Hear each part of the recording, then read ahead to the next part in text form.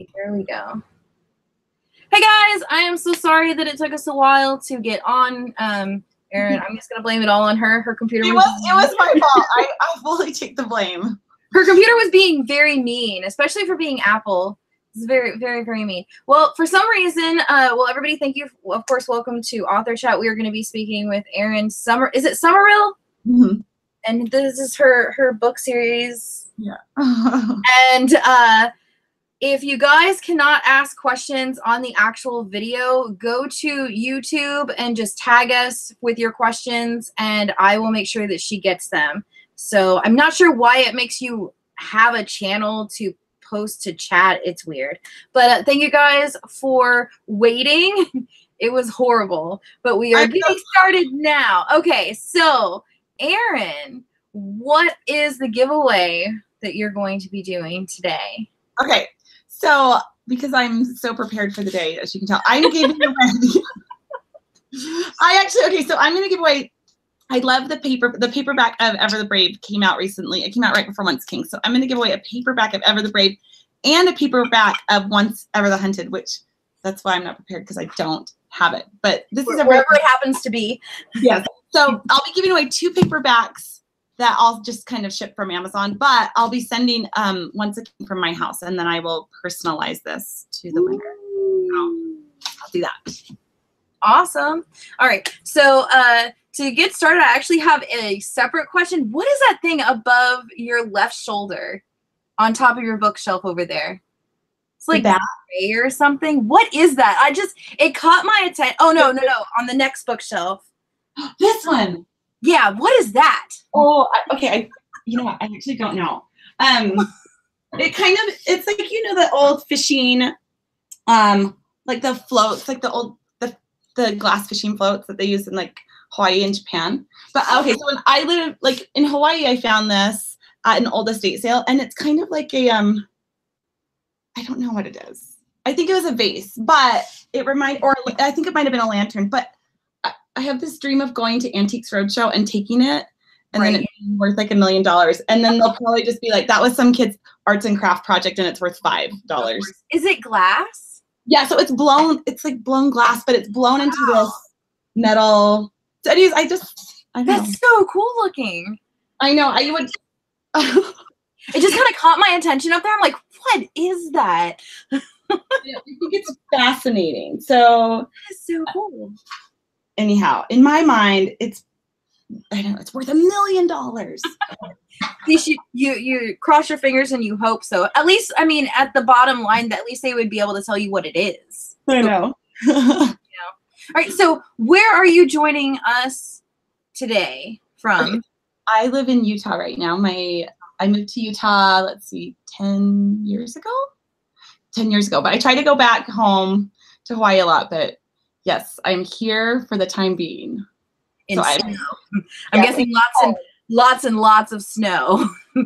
You're not getting away from the snow.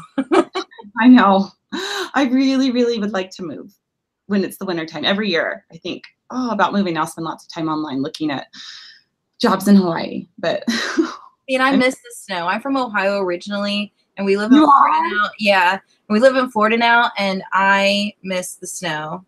You just missed the biggest, that big vortex, the polar vortex. I was like, this is gonna spawn all these post-apocalyptic books because of all the coldness. But Ohio was really cold, right?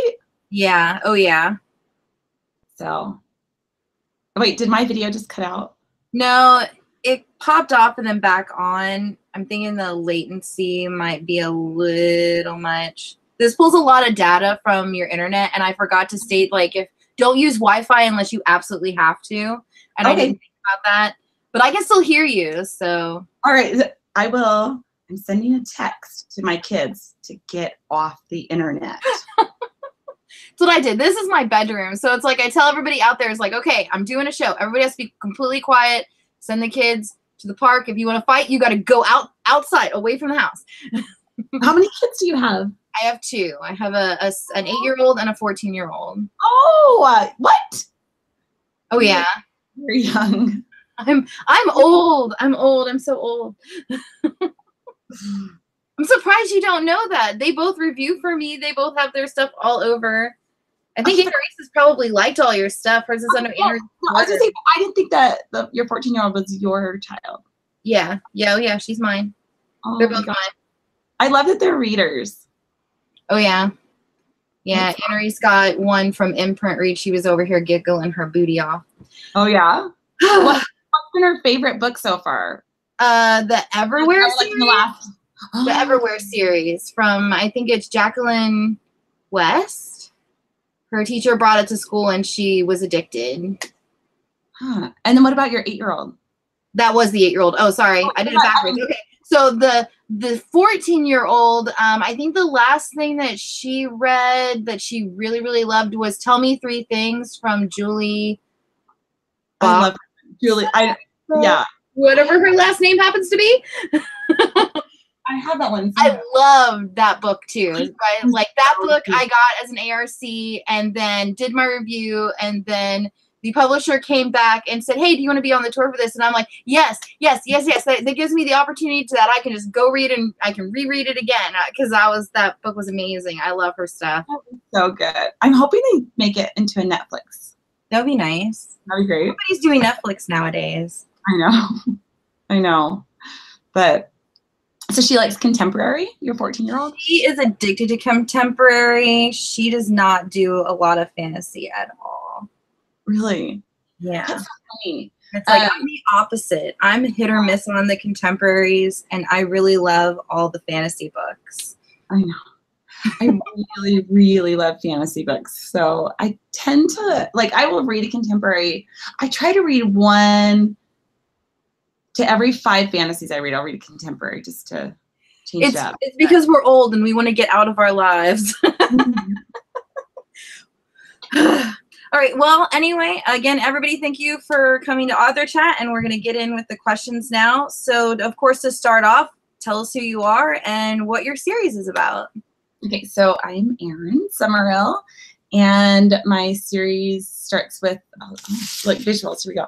Ever the Hunted is about a girl whose father's been murdered, and she has to track down her father's killer, which she believes is the boy that she loves, because he's the one who's accused. Then Ever the Brave is the sequel to that. So without spoilers, that's pretty much it. And then Once a King is a standalone that is written in the same world as Ever the Hunted and Ever the Brave. And it's about the king of one kingdom and kind of, I would say I don't know if he's and then I would say the man who kind of rules the underground of the other kingdom, his daughter, and how they work together. So that's Once a King. That's a horrible pitch. I'm really awesome at these pitches. I was so sad because a friend of mine had actually already read book 2 before I started it. And I'm like, okay, this and this is what it's about. And she's like, how did you guess that? And I'm like, darn, no, I was hoping I was going to be wrong. You're probably. I've read too many mysteries. Nobody's surprised me anymore. I know. I actually had another author friend over last night because we get together and write, and we were talking about mysteries are difficult, especially when you write mystery, to kind of keep it fresh. Mm-hmm. Automatically start thinking of all the possibilities, and it's really difficult for me to read a mystery because I'm always guessing the end before I get to it. Right. But I think one of the best mysteries that I read was Killer Instinct by S.E. Green. That one, when you get to the end, I didn't see it coming at all, and I screamed out, and it was so good. It was so good. If you haven't read that one and you like mysteries, you should definitely try it. Oh my, okay. That was really good. That was so good. That is the go-to book if you want to be surprised by the end of it, when the whole reveal comes. So is it a thriller? It's a young adult, kind of like a murder, because there's murder in it. It's about a serial killer. It's definitely dark, but it's really good. Okay, so Killer Instinct by S.E. Green. I'm writing this down. Okay, I'm gonna read that one. Let me know what you think when you're done. I know. Yes, I will. Okay, we were talking about books all last night, and I was thinking, okay, here's all the books that I like with the twist endings, and so, or even I just really like a clever ending too. Right. So, when you started writing Ever the Hunted, did you already know you were going to do a duology and then a companion novel, or was your plan different? It was different. So I actually thought I might do a trilogy, but I would say by the time I got to the end of Ever the Hunted, I should say by the time I got to the end of Ever the Hunted with my editor when I was doing edits, I came back and I thought, I don't actually want to turn this into 3 books because I was liking some of the other characters. And so some of the other characters that I liked a lot were Leaf and Aldrin. And so I thought I would rather spend time with them. And so I kind of put it up to my editor, and she said, yeah, I'd really like to see a book about Aldrin. So that's how we ended up with that. Okay. Awesome. After the first 2 books, how far out is Once a King set in the timeline? It is, oh my gosh. It's like, do you remember now? No. But oh my gosh, the author I was talking to last night, she kept saying she knows all the first lines of her books. I don't know any of the first lines of my books. But okay, let's see. I think that Once a King is approximately around a year. A year. I could be wrong. You know what? I'm just gonna take a moment here. I know it, and I'm wrong because once I write something, I wrote it originally not to be so far out, I think, and then I think it's been a year. Well, it's by the time that you guys publish, the book actually comes out. I mean, you wrote it a year ago or something, or even longer than that. So and you changed it so much in edits that I think originally it wasn't. Anyways, yes, let's go with a year. That's my vote. I give you guys you authors that do series, I give you guys so much credit because I have a book that I'm writing, and it's like, this is a standalone, you know, I'm done. I would not be able to do a series to save my life, because by the time I got to the next book, I would forget everything that happened in the other one, and I would have big gigantic float charts and stuff on okay, no, this person's dead, this person's over here, and I would get so confused. It does get so mixed up, but sometimes I really like the characters, so I want to hang out with them more.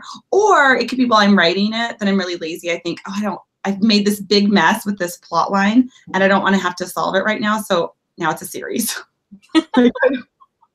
That's probably not a good reason to make a series. Nobody take writing advice from me.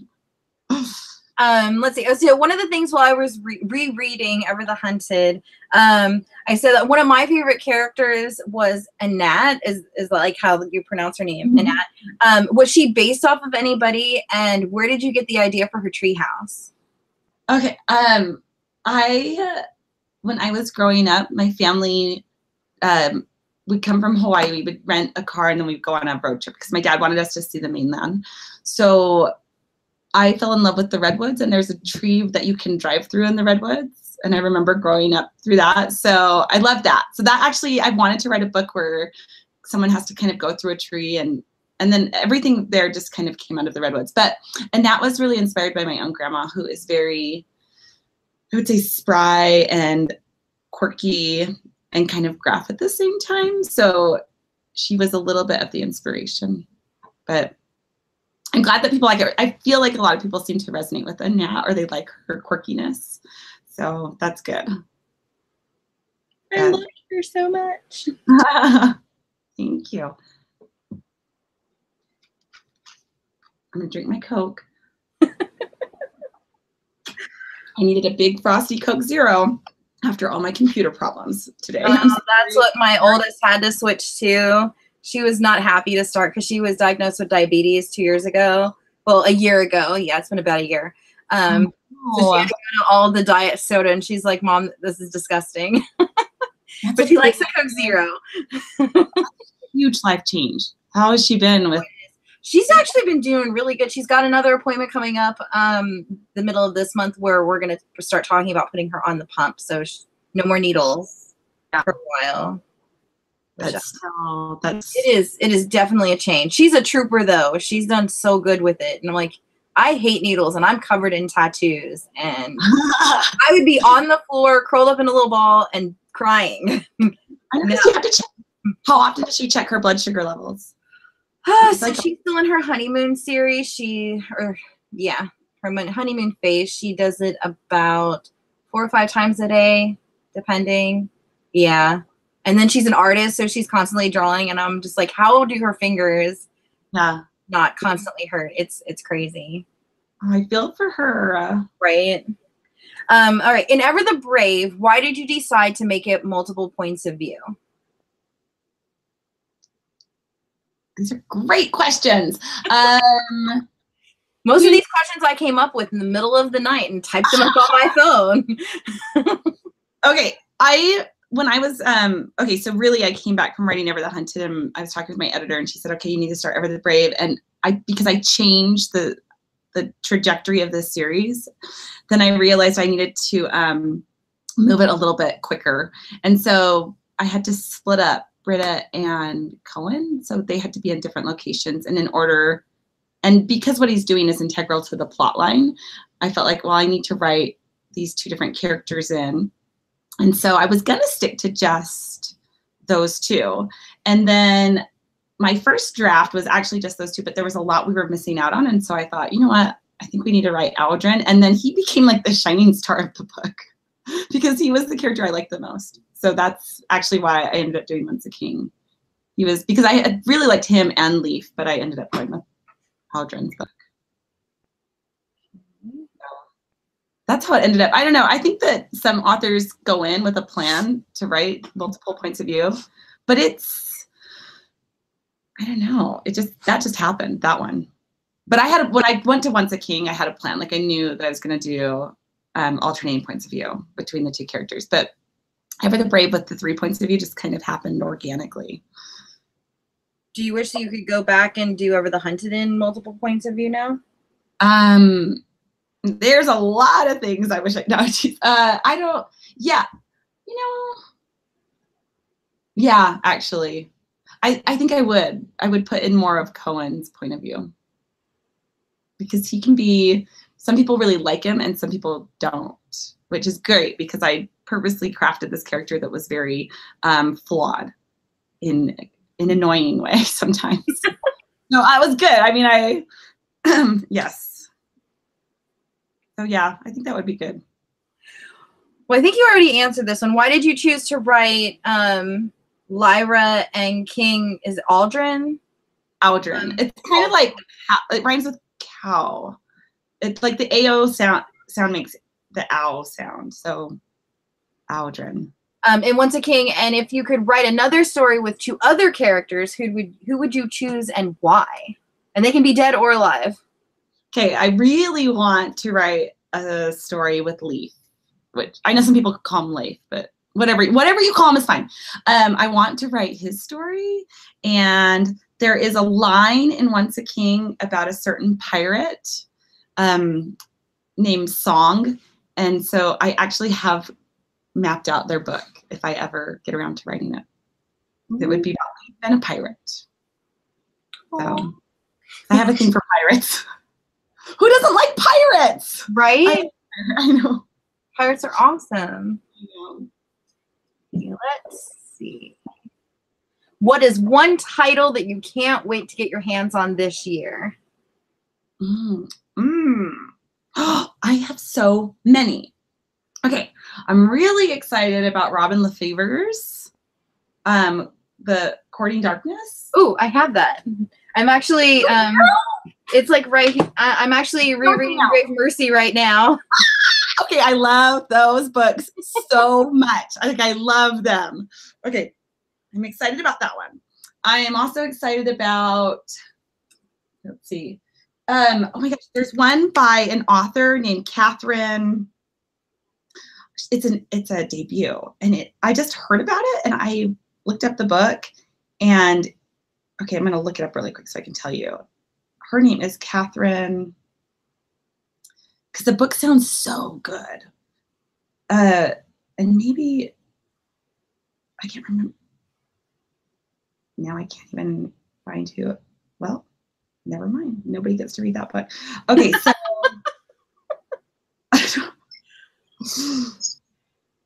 Oh, and I am gonna get okay, super high on my like to be read list is Dark of the West. That one's Joanna. Oh, yeah. Actually, she's coming on author chat. Is she? I met her or the featured authors for the page. I don't remember. She's coming on one or the other.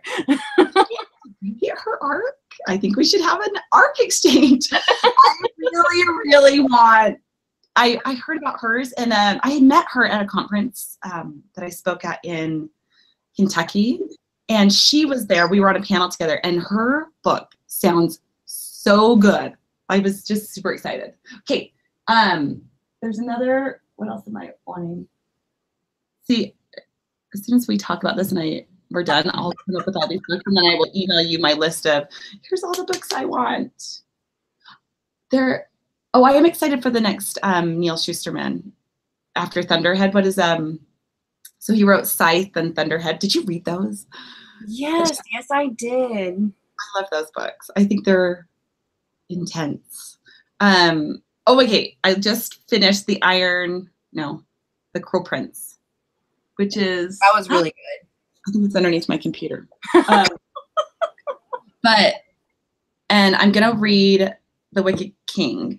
But my friend who came over last night just told me that it has kind of a cliffhanger ending, and so she said it does. It does. If I didn't, I had that like months ago. Yeah, if I didn't had to have read that to do my review, I would have waited. Oh my! Because I knew that it was more than likely going to end on an even worse cliffhanger than the first one, and it did. And I'm just like, I hate you now. Oh, I know. Okay, so I loved the first one. That was really good. By Holly Black. I loved her. And I was the opposite direction. I've read almost everything she has. I think I have like one more book that's in my massive hoard of stuff over here. And I haven't liked anything that she wrote until this book, which I was kicking myself because that was back Oldest Girl in Cold Town. Because it was back when I was getting all the different book boxes, and I knew Outcrate was doing their exclusive cover. And I'm like, well, I haven't liked anything from her, so I'll just skip that one. And then I didn't get the nice, pretty cover, and I'm just like, I know. And I love her. I wish I got the Outcrate for that one too. Like, now I'm going to kick myself. It's so good. I really like that one. So I'm hoping, I don't know, I would love to get an early review of copy of the third one, but I don't know what to get on that list. So what else? Your soul. Yeah, pretty much. You have to like do a whole lot of things. I'm really excited about To Best the Boys by Mary Weber. I love her. Yeah, I really like Mary Weber, and I like her writing. So I'm excited about that one. Okay, and there's other vampire books that are coming out by Renee. Is it Audier? I don't want to pronounce her name wrong. Oh, the one where like it's pouring the petals down the dresser. Yeah, it's called The Beautiful. Like that. Is that the name of it? Yeah, so she has a vampire book coming out. And Jay Kristoff also has a vampire book coming out. And for some reason, I was kind of over vampires, but I just reread The Coldest Girl in Cold Town, which I liked. And now I'm back into vampires. So send me vampire books. That's what I want. I don't know. I don't think I could ever write one because I don't like blood, but I like reading them. Do like a psychic vampire where they steal your soul and energy. No blood that way. I know. In fact, are those PC Cast books behind you? Down by Twilight. Shouldn't be. C's are down that way. Oh These my gosh. are M's. These are the M's. You are much more organized. I try to do mine by color. That's why I've got like blacks behind me and over there I have colors. But then I can't ever find books. See, and that's the problem because then all your series are split up because they're usually different colors. And it's like, I would never find anything. On this, you could walk in here, you could take a book out, I could scan, I could basically just look through it and I would know exactly what book you took. I know where everything is. I know. That's my problem right now. I need that because I was going through my books the other day and I loan them out all the time and then I forget who I loaned them to. So you need like a loan list. Yeah. Oh, that would be a good idea, but then I would not probably be good about keeping it up. Leave it by the door. When you take a book, you got to write down your name, what book you took, and your phone number. Yeah, I know. Oh, and I'm excited for the next Julie Kagawa book. I'm a huge Julie Kagawa fan. She wrote this last year, Shadow of the Fox came out. Oh yeah. And before that, the Talon series. Yes, which I love. Down that way. I think she's such like a prolific writer. It's just very consistent, and it is really good. I remember when The Immortal Rule came out, and I read that as an EARC, and I was done with it, and I did it in like 2-3 hours. That was her vampire one, right? Yeah, and then I saw a finished copy of it, and that thing is like, you know, massive, and I'm like, oh my god, how did I finish this so fast? Because you don't realize it. She did. I like the way that she kind of has a spin on. And she just also seems to kind of be focused, like she has a spin on these different paranormal creatures. Because I even liked her first series, the Iron Fae, I think it's called. The Iron Fae. Yeah. I still haven't finished those.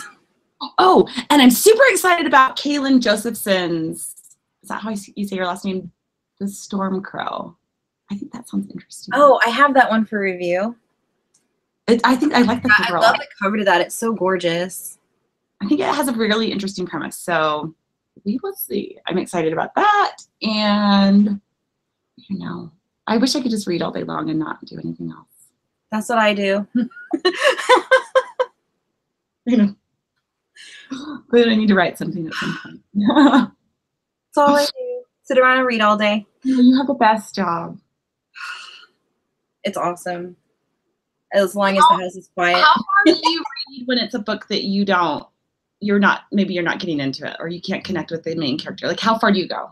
I usually, on books that I own, I give it anywhere from 50 to 100 pages. If by then I didn't care if the characters blew up or fell off a long cliff and I just never saw them again, I'm done. I'm done. It goes into my tote of goodbye books. Yeah. And I write my review and it's out of here. And I don't think about it ever again. If it's a review book, I try to go closer to 200 pages, usually around 50%, depending on how many pages it is. Some of those don't work out as well as I had planned, where I'll read a couple of pages and I'm just like, no, no. Which that happened the other day. Oh no! I read a book. I got like 3 or 4 pages into it, and I'm just no. This is not working. I'm not resonating with any of this at all, and I'm just done. Which was really sad because that was a print ARC and it was signed to me, and I'm like, I love signed books, so I was just like tears of sadness. I always try to come back. Sometimes I wonder if it's like the mood that I'm in. So sometimes I'll come back, but if I after the second time I come back and I don't love it, then I'm just. There's one book that I did that with. It's hard though. It's so hard because you worry, hey, maybe I'm just not in the right frame of mind to read this. And I know I've had a few. I don't remember what it was. It was a big series. See, now I've got your problem. I don't remember what it was. It was like one of the, it was 3 Dark Crowns. I tried 3 Dark Crowns, and I had copy over copy of it, and I tried to read it, and I'm just like, this isn't working. And then I got another copy of it, and I'm like, okay, this is the last time I'm working with you. And I got almost, I think, 150 pages in, and I'm just like, no, I'm done. And I actually did the same thing with The Darkest Minds, because the movie was coming out, and I tried so hard. Sometimes it just it's hard because sometimes it really is just my mood, or it'll be like, I didn't have a good mood the first time I picked it up. So the second time I picked it up, I'm already like, right. But I did that with a book a few years ago, and it took me over a year to finally sit down and read it. But I picked it up probably 4 times, and it's now one of my favorite books. And what book is that? It's We Were Liars. Oh, because you know what it is, and it wasn't that I love anything that author writes. I think that she's brilliant, E. Lockhart. But it was the style of it was so confusing. I kept thinking, like, what's going on? But then I realized by the end, that's what was so brilliant about it. But you have to get to the end to realize the brilliance of it. So I don't know. There are some books that I need to come back to. It's really hard. Okay. So somebody messaged me and they wanted to know if you would do a blind grab from the bookshelf behind you. Okay. And then what? And then what will I have to do? Don't break anything. Okay, like, do I just have to grab it and then what? Yeah. Okay. Like, Just actually, can you even, well, I mean, you can stand up, of course, and go, like, go over the bookshelf, then close your eyes and then grab something so you don't, like, knock anything off of there. All right. What am I trying to grab for? A book. Anyone? Okay. Yeah, any book. Just a blind grab. See what it is. I've gotten too many. No, I can now. I picked 5. Okay, I'm playing now. Okay, I mixed it. I can't. I really have to probably like close my eyes. Okay, I'm gonna go high. Let's go high. Now, I'm gonna go. I don't know. Okay, see, I'm trying to feel. Now I'm cheating. I'm sorry. I have no control. I can't. I remember doing something like this at the bookstore, and every time I would pick up a book, because I had already walked around it, I automatically knew where everything was and what book they were having me grab, and it's insane. I am straight up a failure at this. What is my problem? Okay, here we go. Blind grab again. Oh, I really did not. Okay, I grabbed this one. Oh, that one was actually, no, I read the other one. I read the Ash Princess. I haven't read that one yet. This is one of my favorites from 2000. Was it last year? I haven't. Or was it the year before? Was it 2017 or 2018? Let's see. I think it was it 18? I thought that was out like earlier last. Oh, it must be, okay, I think it was really early 2018. Yeah. Okay. I like that one. If you guys haven't read this one, I really like it. It's over there somewhere. So I really like Sky in the Deep. I like her writing. It's beautiful. I don't know. She has very, very beautiful like similes and metaphors. Okay, I'm gonna show you what else I have here. So I have Smoke Thieves. This is the version from I love that cover. This is the UK version, I think. And I got this in the Illumicrate box, which I love. Great pages. I know, isn't that pretty? That's so pretty. And then I'm rereading Shadow of Bone right now because I'm working on I'm in school, so I'm working on my master's thesis. Oh, cool. I'm going to use Shadow and Bone for one of my texts, and I'm also going to use Steelheart. Did your daughter read this one? No, I don't think she has. Okay. My kids think Brandon Sanderson's like a genius, but I think he's a genius too. But did he write what was it, Genesis or Nexus or? Oh, that is Brandon Reichs. Okay, too many people, too many names. I know, too many. Those books are also good, and I'm gonna read. Okay, this is my next to read, Smoke and Summons by Charlie Holmberg. Good. Charlie comes up with fantastic magic systems, and then this is the one I just finished, Holly Black's Coldest Girl in Cold Town. All right, so that's what I have on my desk. Besides writing books. Oh, you like to write? Have you read this one, Story Genius? Actually, does it? Okay, this is Lisa Cron's. I want to say it's her newer one. Anyway, she's a fantastic. She writes great books on writing. So, and then I wonder if I had another writing book that I just got and I thought, but I don't know where it went. Well, nope, that's it. That's all I have, besides random other things. I have some old school books on my, oh my gosh, I even have this. Do you remember these from back in the day? Bunnicula. Oh goodness. Oh, that's cute. It's like it's a chapter book that's half bunny. It's like I think it's Were Bunnies. If I remember, it's been a long time since I read this. Oh my gosh. Anyhow, there's easy readers. My daughter is I'm dyslexic. My daughter's dyslexic too, so she struggles to read. So I'll find her like these kind of easier readers, and then they've been more helpful. So kind of miss those because you could sit there with your kids and read them. You're done in like maybe 5-10 minutes. And now it's like she's getting books that are you know, like massive. And I'm like, I'm not helping you read this out loud. Well, your If you don't know a word, like you come and ask, or you ask your phone. Ask Suri. She'll tell you how to pronounce it. That's good that you're like, you taught her to read well. But you're a good mama. Sometimes it's to start out, it was a big hassle. I'm like, no, you know, it's not me making you read. It's school. It's required by school. You have to read 30 minutes a day. And now they're pretty good on their own. Aww. Let's see. Okay, so the next thing is that I know that most of us probably stalk you, which I mean, you know, we all follow you on Instagram. How long does it take for you to take all those amazing photos that you share on your Instagram? And do you have any tips on how we can do it ourselves? Yeah, that is so nice of you. I sometimes look at my Instagram. I think, I wonder if anyone even cares. Well, for a long time, I was a photographer. I was a professional photographer. So when I started looking at books on Instagram, I used to follow a few bookstagrammers just to get reading, just to see what they were reading. And then I thought, oh, I should take some fun photos of books. So that's how I started that. But now when I do it, I usually will take all my photos in one day.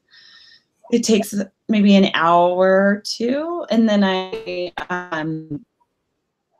and so I do that maybe once every 2 or 3 weeks. Oh, wow. So, and then I don't, if I take them with my regular camera, then I'll run them through Photoshop to put on, like, I don't know, some sort of filter.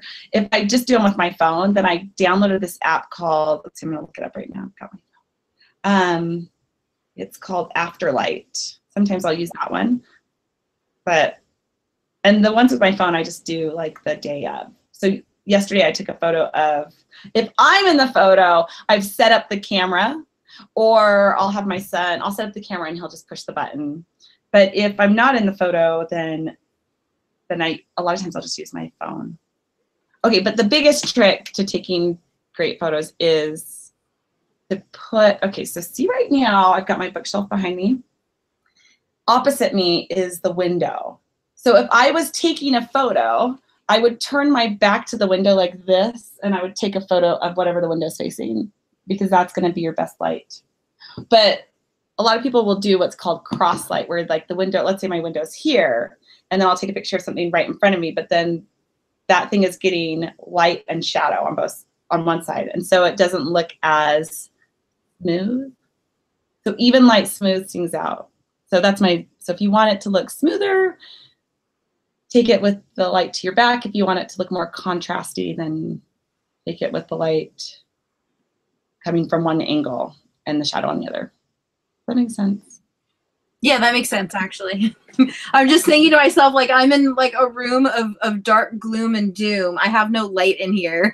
No, do you have a window to your... But yeah, so that goes that way. That's south. So the sun is that way. I was like, which way does the sun go? I would tell people, take pictures when it's like the brightest time of day. So like when the most light comes in from your window on that side, then if you turn to your back, I don't know what's to your right, whatever's there, you can take photos of that. Hordes of books. Sometimes, and some people, like, I've noticed, I've seen on Instagram where some people will buy like a backdrop and they'll put that up. I usually just put a book like on a chair. I'm not good at the backdrops. Right. I've been using my comforter because it's like white. So yes, I love that. I love I think they're called flat lays, when you take the photo from above and people will use like their comforter or their bed. I think those are the best. And then a few months ago, I was taken, or last year, I think it was like the middle of last year, before it was really, really hot outside. I was doing everything outside. Those are really nice because you have, of course, all the light. The light's more even. I know. And I think outside is always nice, or some people will buy, if you don't have good light, you can buy a little studio light box from like Amazon. They're pretty cheap. And then whatever you pointed at, you can take photos of, and then it works the same. Oh, that's cool. I don't know. I just like books a lot. So, but I'm glad that people have noticed or look at my Instagram every now and then. Sometimes I don't talk about books. Sometimes I talk about writing, but I love all your book photos on there. They're always so bright and they're gorgeous. They look so nice.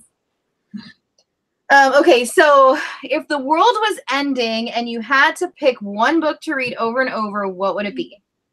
So you got 5 seconds to grab a book before your house is mowed over by a tornado or something, or a horde of zombies are coming because it was the end of the world. So, I'm gonna go Harry Potter. but which one? Or is it just like a massive bind of all of them? I'm gonna say I bought them now. No, I know. Hey, at least, you know, with that, you could kill zombies with it if need be, you know. I know. Whack them with it. I love number 4, but I really like. Oh, gosh, that's hard. I like. I don't know if I like. Probably like 4 and 5 the best. I don't know. I'm going to go with hard because it's like, you know, if the world is ending, I think my priorities are going to be different versus grabbing a book. It's going to be survival. Yeah, that's what I think. I'm looking at all the others. I don't know. I think if the world was ending, I'd just cry, tell them goodbye, and run away. I know.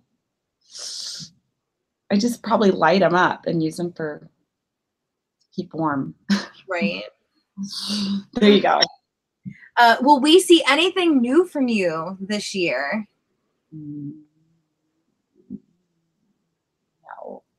No. I'm gonna say no. No, I took this year off because decided to go back to school last year. So I'm getting my master's at Vermont College of Fine Arts. So I have to fly out to Vermont twice. They have a residency program where you go for 2 weeks and you get like all your kind of class time in, and then the rest of the semester you work with an advisor. So it's a pretty rigorous program, I would say. So it makes it really difficult to continue writing through it, or at least writing something, because I'm trying a bunch of other things. But so right now I'm focusing on that because I have to write a master's thesis. So I will be at conferences this year, but I'm not coming out with anything new this year. What about it within the next 5 years? That I can't say. Okay. But there are some, I can say that I have some exciting projects that I've been working on that they're also fantastical in nature, but a different sort of fantasy setting. So I feel like I've spent 3 books kind of in a European fantasy setting, and now I want to really explore like more of my roots, I guess. So Hawaii is the inspiration for my other things. Awesome. All right. So speaking of Harry Potter, do you attribute yourself to a house? Oh, okay. So I've taken the what is that? I've done the Sorting Hat, and I was in Gryffindor, but I think sometimes I can lean towards Hufflepuff. But I think I'm Gryffindor. My kids are Hufflepuff, most of them, except for I have one that's Slytherin. But I think I am probably mostly Gryffindor and then a little Hufflepuff. My daughter's Hufflepuff. What are you? The 14-year-old, she's a Hufflepuff, and Darren. Oh, awesome. And then what are you? 4 houses. I'm Ravenclaw, my husband's Slytherin, and the little one is Gryffindor. Oh my gosh, you guys have them all. Oh yeah. I think we are all in my house Hufflepuff. Well, I have one son that's a Slytherin, so we're all Gryffindor or Hufflepuff besides him. So, but no Ravenclaws here. Sad day. For those who are attempting to become authors, what is a piece of advice that you could give them? Okay, I would say the best piece of advice that I got from anyone, actually, no, that's not, I mean, there's tons of advice that you can get that's good, was to write something until it's done. Like finish a book. Even if it's garbage, even if you think that like the sentences don't make sense or the overall plot doesn't make sense, it doesn't matter, just get from start to finish and finish it. Because there's something that, I think there's something that happens, or it kind of unlocks this belief inside of you that you realize, oh, I can finish a book. So finishing that first book, which I will I mean, and I don't even know if you could call it a book in the end because it was so many different ideas that I kept kind of winding through. That was the best thing I could do, was write it as fast as you can and get it done, because I have a lot of friends who want to write, or they get stuck in the process of writing, but they've never quite finished a book. And so finishing a book can be really daunting. So I think that by giving yourself that upfront when you're starting to write, that can be really empowering. How long did it take you to get your first book published from start to finish?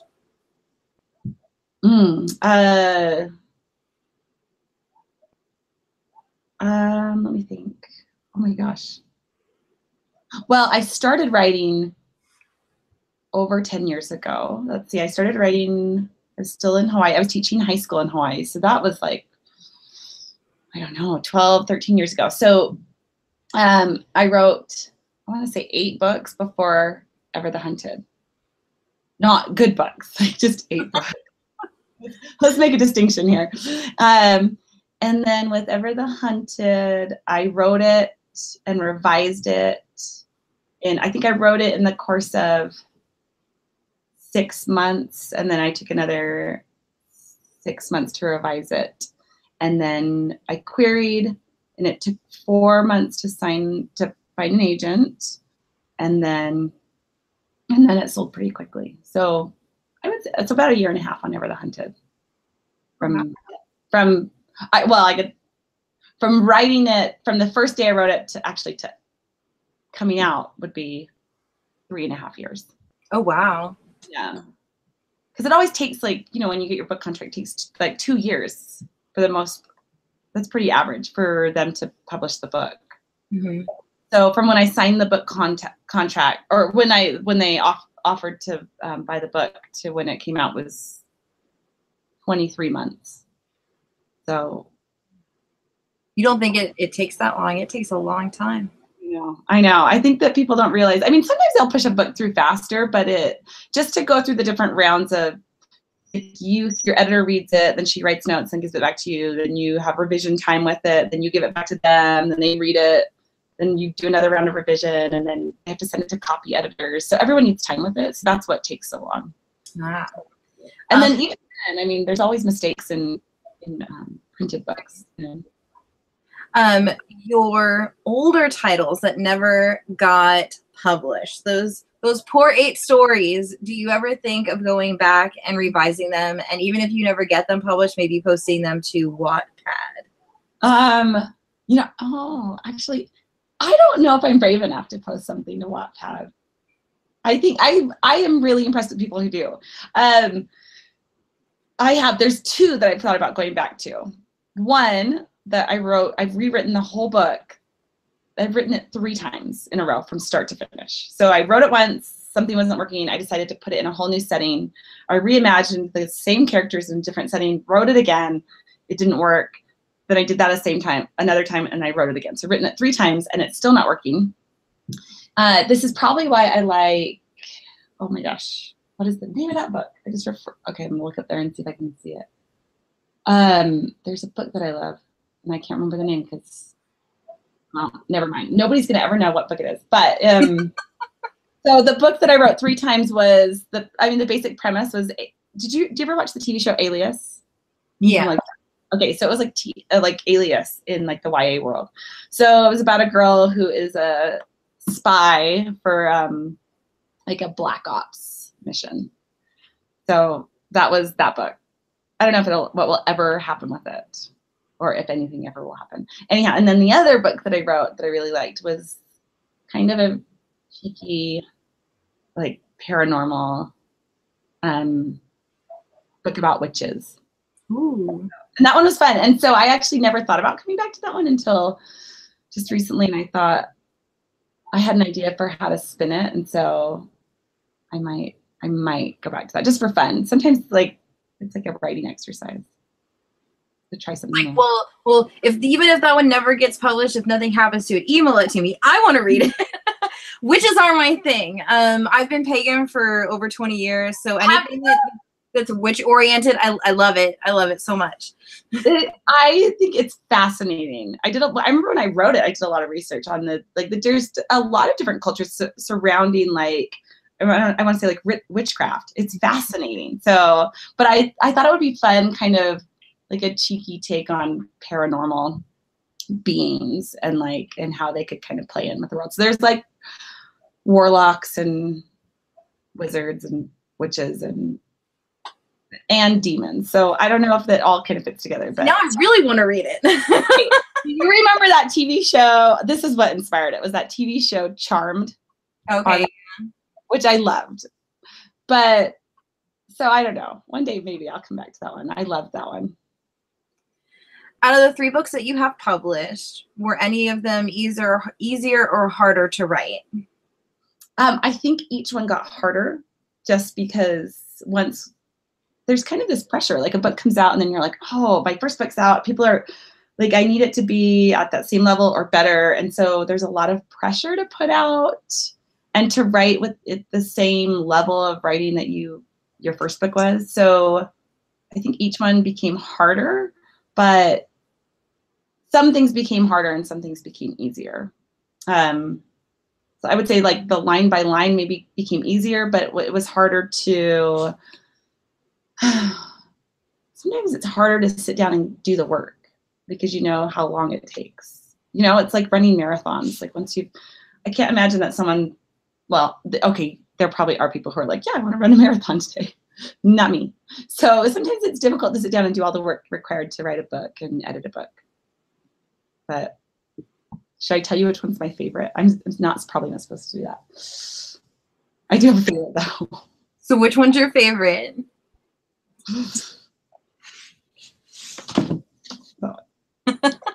You know why? And I think it's because every book that you write, you learn something. You learn something about you as a writer, and you learn stuff about your characters, and you learn about the craft of story and creating stories. And so with each book, I learned different things. And so I kind of filtered my likes and dislikes a little differently with Once a King. And so it came together in a way that I appreciate more as a reader. But I mean, I'm not sure how other people feel, but it is my favorite. I like that one too. I want a prequel of Annette and I don't know, somebody else. I don't care who, but somebody else.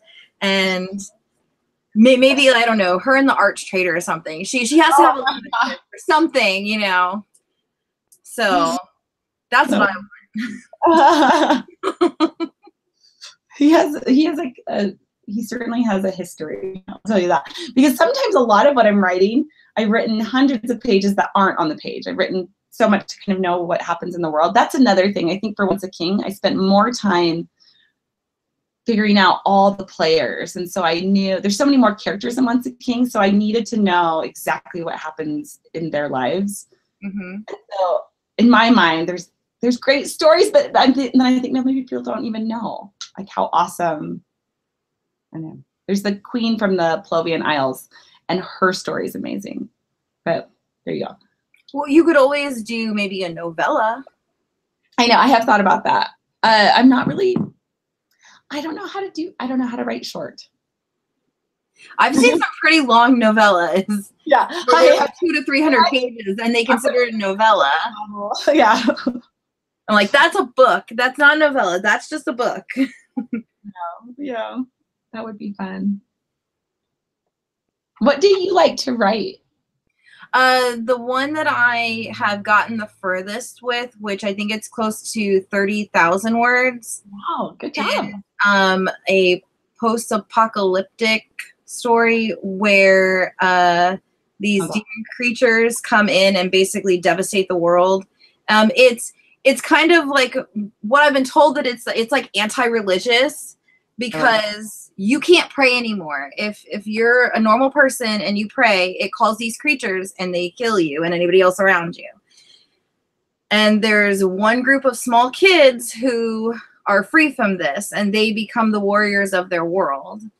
And basically all these other creatures start popping out of the woodwork. Like they have people that they're paired with that are shapeshifters that shift into dragons, and that's basically your ride. And it goes through all this stuff of this other kid that they find can control the demons, because that's what they consider them. And they kind of goes through all this twisting stuff of trying to get rid of all the demons to kind of put the world back to not exactly what it was, but at least, you know, everybody will be safe and you won't have to worry about, you know, dying a very, very horrible death. And there's a lot of twists and turns in there on who actually is the bad guy. And I love it. I love it. I've actually redone it a few times. Yeah. I went to some convention a couple years ago, and the first 2 pages, Kirsten White actually critiqued in her in her panel that she did. So I rewrote it, and I love it. I love that one. And then my other one that actually has a prequel to it, which I thought was really interesting. That one's about gingers, but the way they get their freckles is they steal the souls. They basically eat the souls of the damned. Oh my God. Yeah.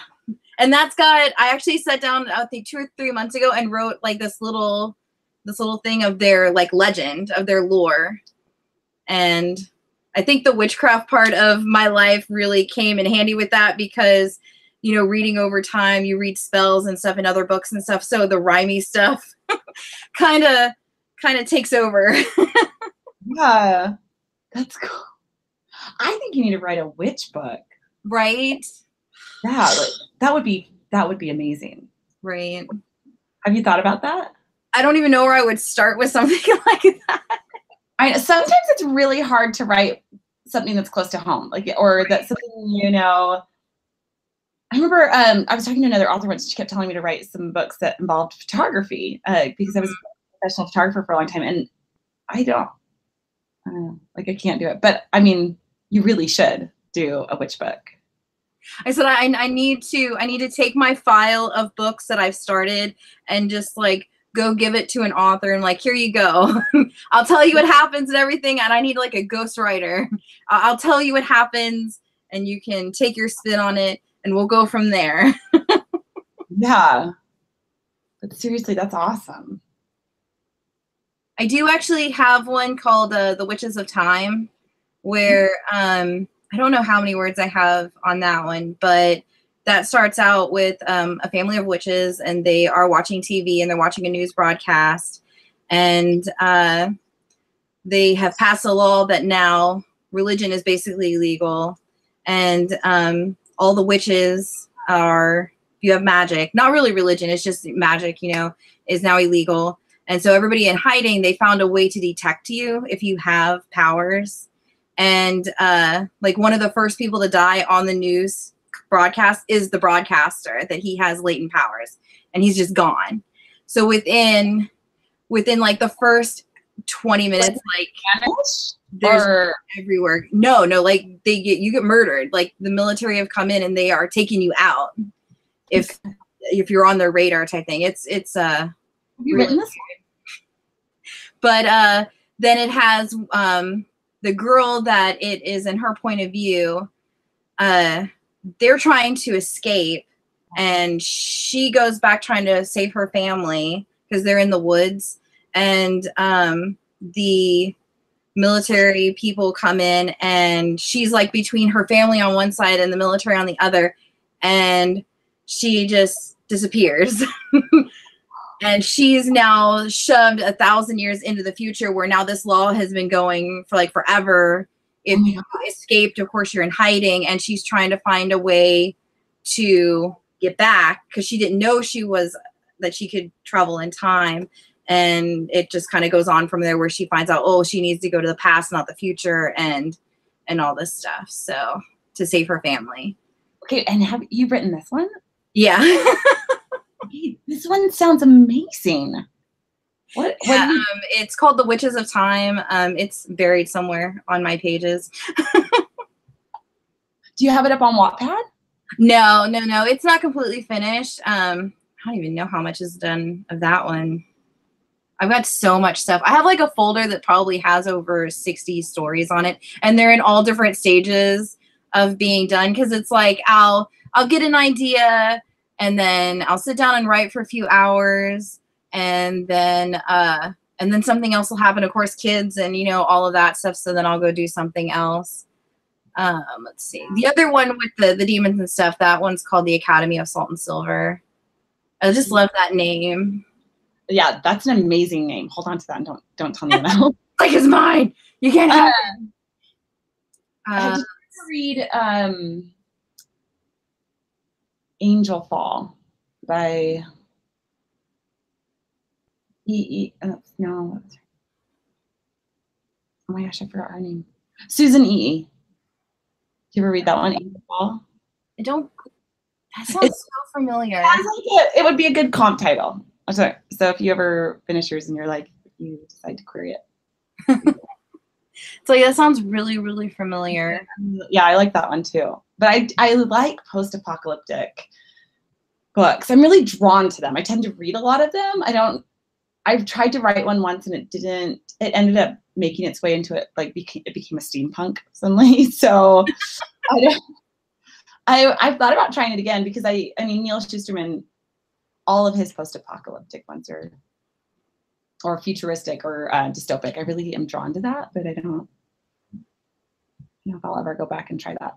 I think one of the cutest stories that I've heard of, that I keep trying to tell my daughter to sit down and do the storyboards for, because she draws constantly. Oh, yeah.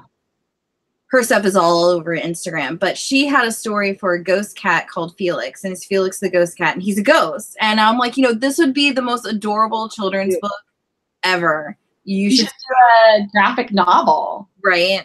And it's like, this would be the cutest thing ever. Yeah. It's crazy. Yeah. She just won't do it. 14-year-olds are hard. Way hard. I know. And they just get harder. I don't know. How old are your kids? My oldest is 17. Oh, goodness. I know. You're old enough to have a 17-year-old. Nice. I am. Let's see. I was young though when I had him, but yes, he's mine. And then I have a 15-year-old. Oh, goodness. And a 12-year-old. So those three are boys. And then I have my daughter just turned 10. Oh my God. You have 4 kids? Oh my goodness. How do you have time to do anything? Well, that's exactly why I don't have a book coming out this year. I mean, between school and I work part-time, and then also like running my kids around. It's been hard to juggle. I know. How do you have to, and reading? You were like in your 20s. Oh my gosh. I thought you were way, way younger than me. Well, no, I'm older. I think I'm older. I'm 40. I just turned 40. Wow. I'll be 37 this year. Oh, see, I would not have guessed that. I think you're younger. Anyways, I do. Oh, okay. I have to go soon because I have to go to my son's basketball game. In the snow.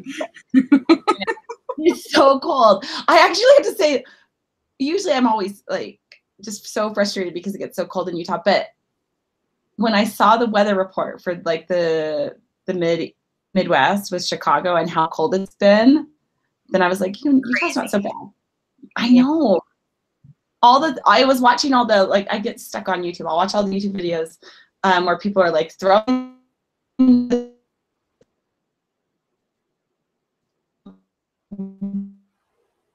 water and then like snow. Oh, and it freezes. So it's warmer. It is warmer here than it was in Chicago. So that's nice. I bet. All right. Well, we're going to leave. Of course, this video will be on here forever unless YouTube I know that they're cutting out Google Plus now. So I'm like, I've got all these pictures archived for the website. Now I'm like, okay, are these going to be here? Do I need to put them somewhere else? So I'm not exactly sure what's going on with that, but fingers crossed that they don't die. We will leave the giveaway open if that's all right for, let's see, what's today? I don't even know what today is. Oh my goodness. Today is the 2nd. So we'll wait for people to comment on on the page, and then you can just pick somebody, or I can pick somebody next Friday, this coming Friday.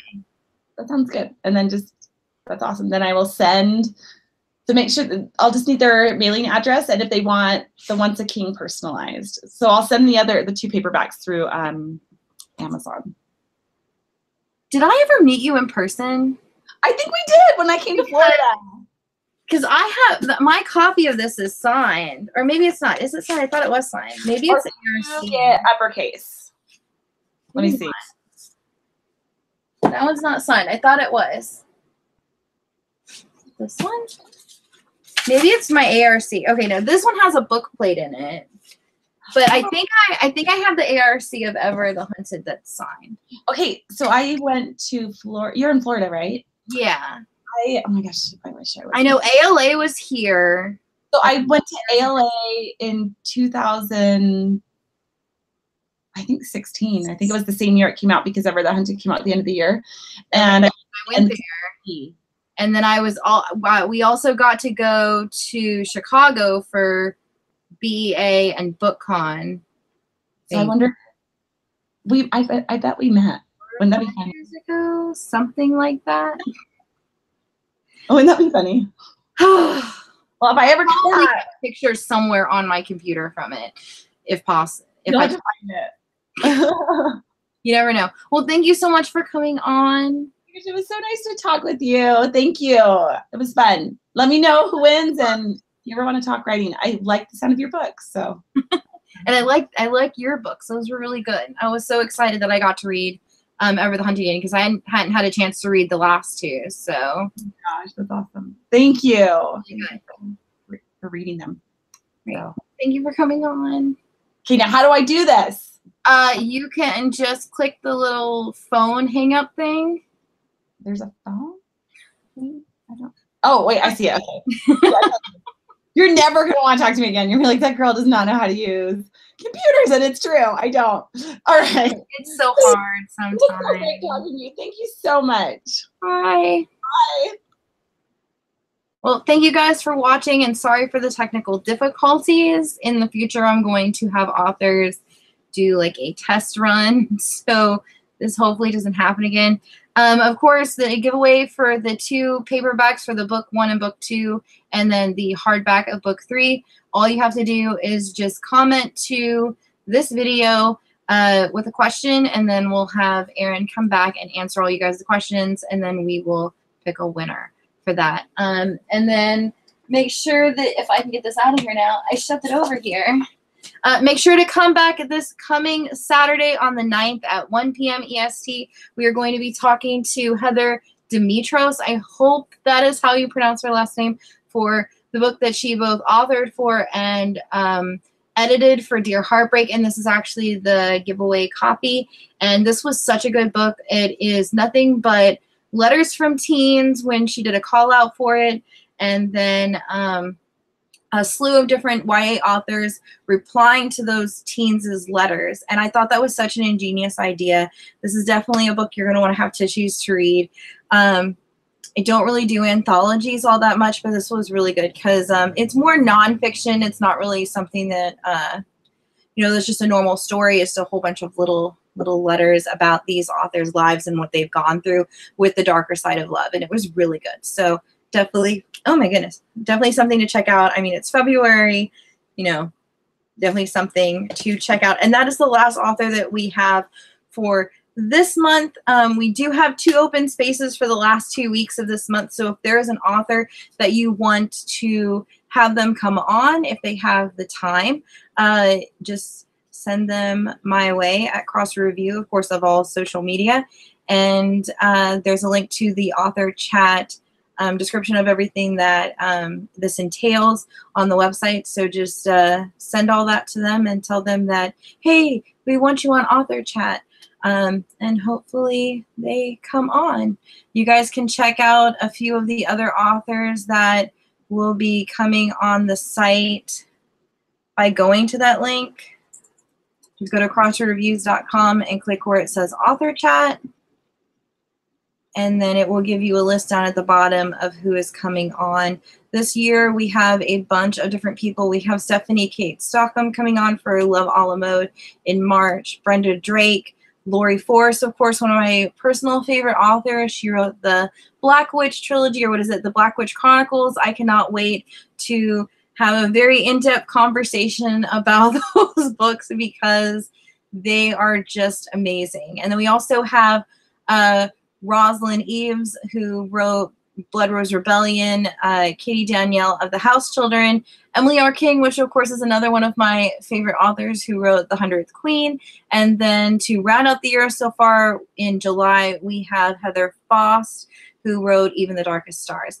So we have a lot of open spaces, so make sure you tweet out to your favorite author and tell them you want them to join #AuthorChat via or hosted by Crossword Review, and we'll see if we can get some of them off of there or on here. I'm really hoping to be able to bring it back one specific author sometime soon, because back when she came on the first time, this was called Read On, and it was via Spreecast, and I didn't get any of those downloaded videos because it was so expensive. I think it was like $100 per video to download, and that is just not in the budget under any circumstances. And that is Jennifer Armentrout. I love all her books. We are addicted to the Lex series, and I would really like to have her come back on. I know she has a new book coming out, I think later this year. It's got like feathers on it. I think it's like Storm of Fury or something like that, but it looks beyond amazing, and I cannot wait to read it because I have an e-copy of it, and I want to dive in like right now because I love her so much. So definitely tweet out to your favorite author, Facebook them, Instagram them. Don't hound them, please.